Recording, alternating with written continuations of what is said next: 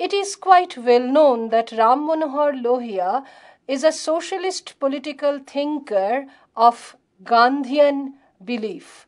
It may be said that he was a Gandhian socialist who was influenced on the one hand by Gandhian satyagraha, mass upsurge and non-violent techniques, and on the other by a socialistic pattern of society based upon all sorts of equality. He was not a Marxist in the true sense of the term.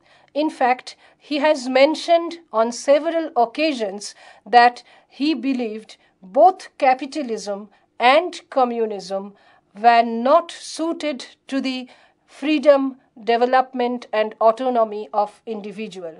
He was a socialist in the sense that he was interested in establishing a society where the difference between the rich and the poor could be minimal, where the poor could participate equally in the management and administration of the society, and where the rich could consider the poor to be their own brothers and sisters. Ram Manohar Lohia's political thought had several features which we will be discussing one after another. First is his emphasis upon revolution. He talked about a kind of sevenfold revolution based upon two principles which could be achieved through three instruments.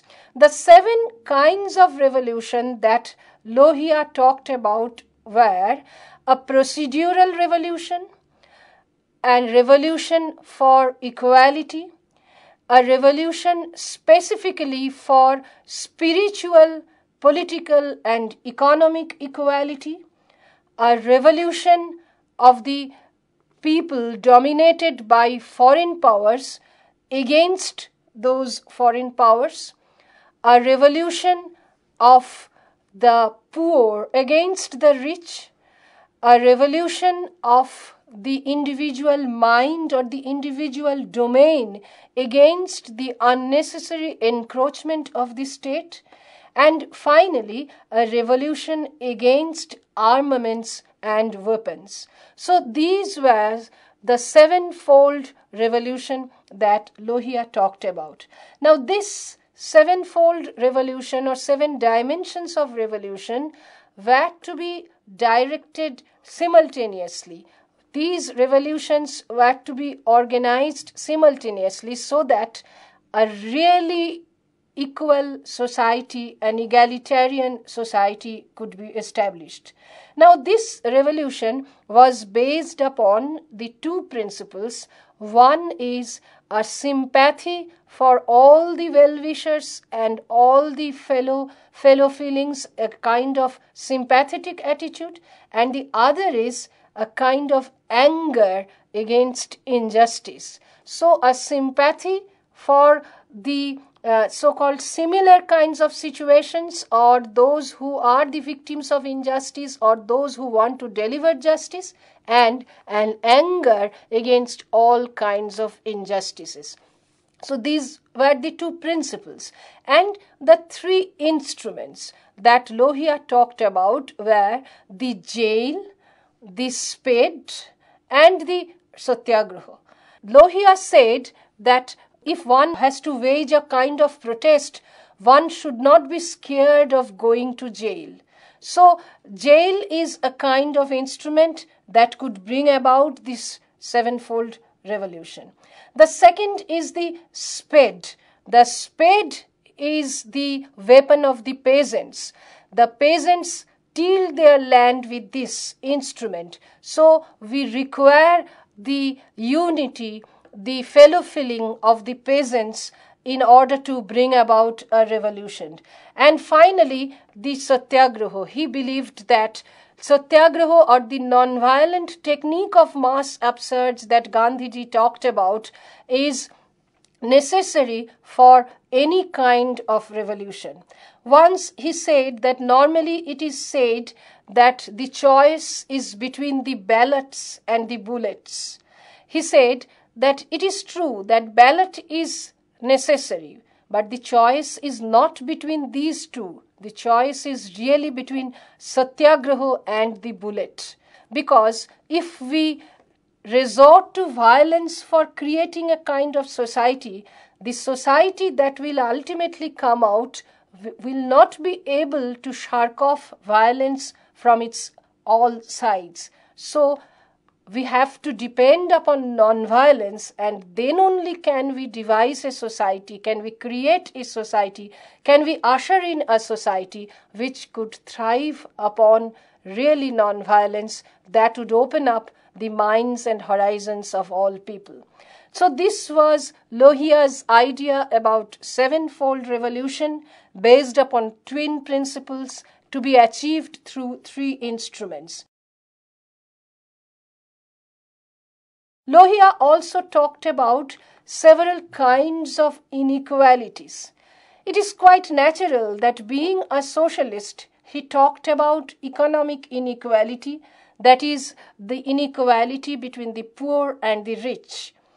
It is also perhaps a bit natural that being a nationalist leader, he talked about political equality. He said that a society could only develop a proper kind of management and administration if all the people could participate in it. So the first kind of political equality is the equality of people living in a nation, and the second kind of political equality is a kind of equality of nations, that is, the dominated nations, the colonized nations, the poor nations should acquire equality with the dominating ones, the colonies, and those who are not in a position to exert their preeminence. So there should go on a kind of struggle and protest in the colonies against the colonizers so that the colonies could become politically free, equal, and finally a kind of global order could usher in where all the nations would be on some sort of an equal footing. But at the same time, we should remember that Lohia talked about some other kinds of inequalities that were not dealt with by other leaders in such a detailed manner like Lohia did.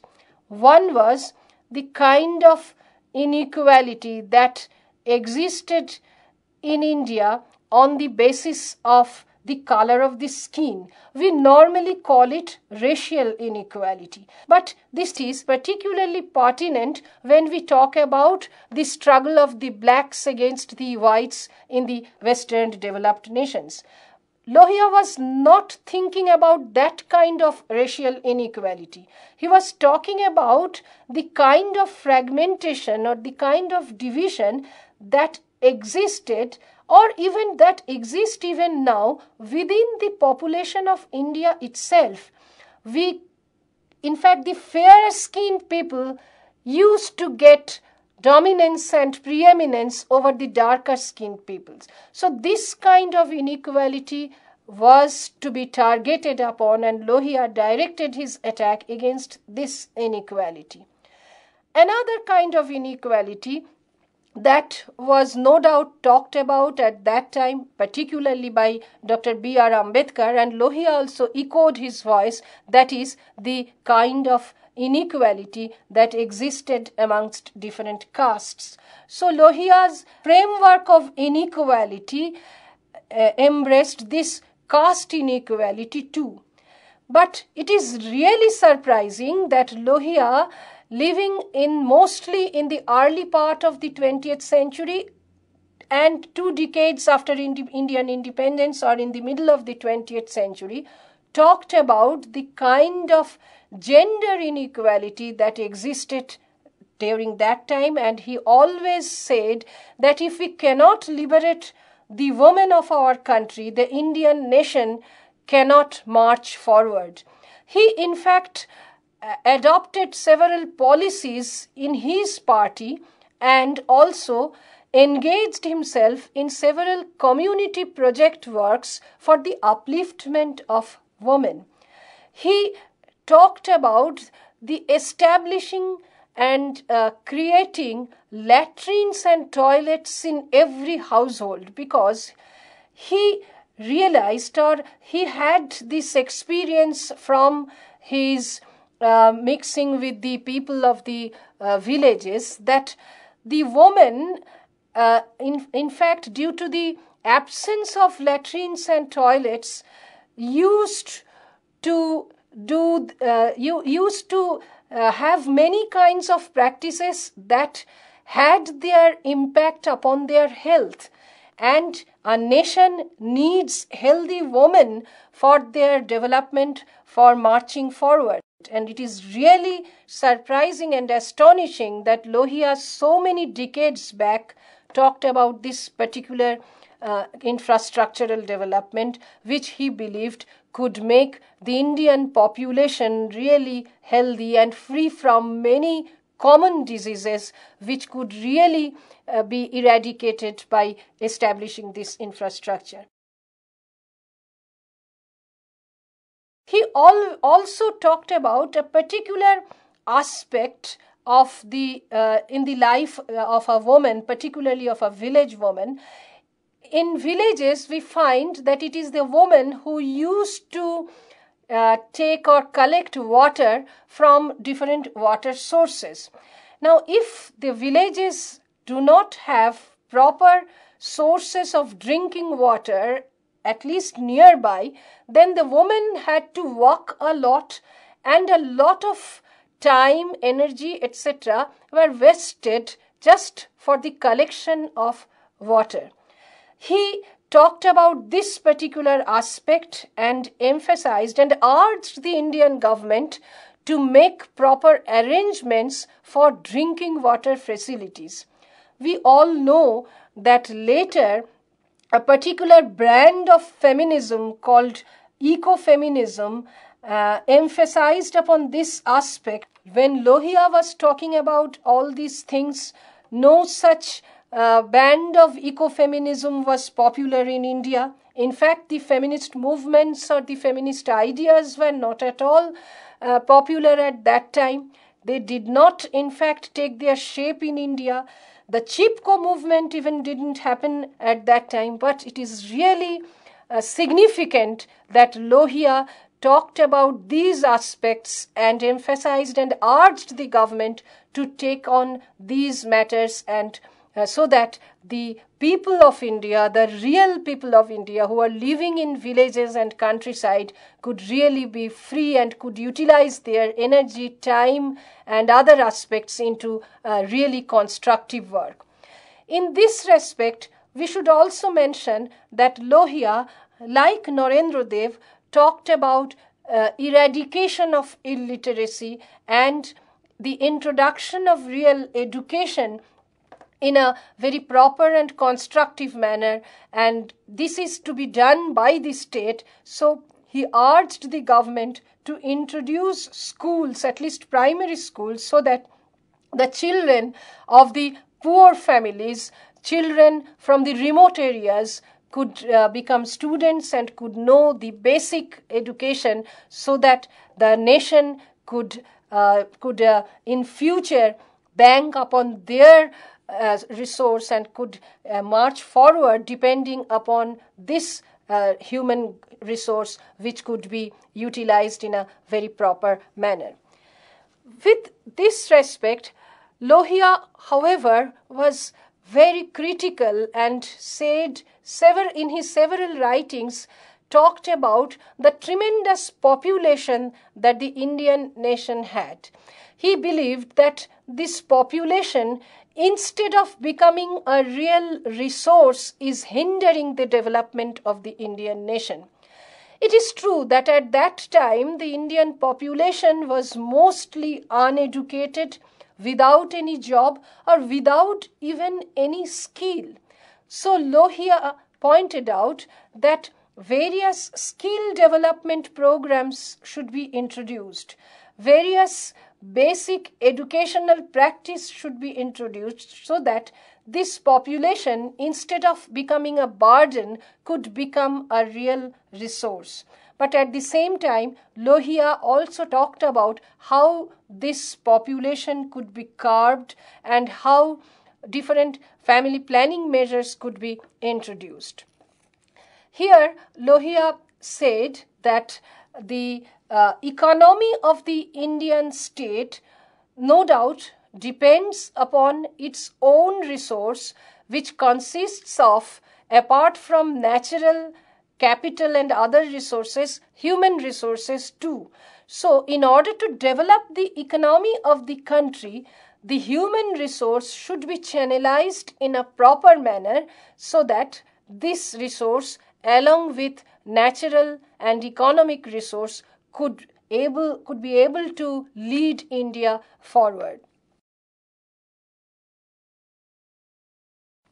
Now, the next important aspect of Lohia's political thought relates to the economic domain, that is, the absolutely economic matters that come for establishing an egalitarian society. Lohia believed that India had very little capital, particularly at that time, but a huge population. So, a huge population is dependent upon a minuscule capital. This is a total imbalance, and it has to be eradicated, and has to be a proper balance is to be maintained and has to be created. So Lohia said that labor-intensive factories, labor-intensive industries should be established. He said about the utilization and application of machinery and tools in industries, but not in a very large scale manner, but in medium and small scale industries, these machineries and tools are to be utilized.